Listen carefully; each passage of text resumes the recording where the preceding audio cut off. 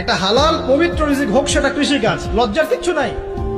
কৃষিকাজ লজ্জার কোনো প্রফেশন নয়, গর্বের প্রফেশন।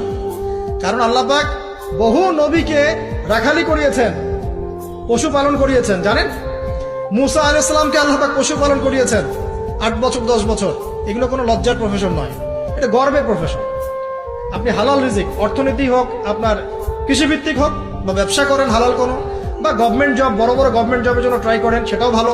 যদি না পান, বেসরকারি জব পান, আলহামদুলিল্লাহ। খেয়াল রাখবেন, জব করতে গিয়ে, ব্যবসা করতে গিয়ে এবং রিজিকের সন্ধান করতে গিয়ে আপনার নামাজ যেন ছুটে না যায়, আপনার রিজিকে হারাম যেন ঢুকে না যায়, আপনাকে যেন সুদ খেতে না হয়, আপনাকে যেন ফ্রি মিক্সিং এ যেতে না হয়। এগুলো খেয়াল রাখেন।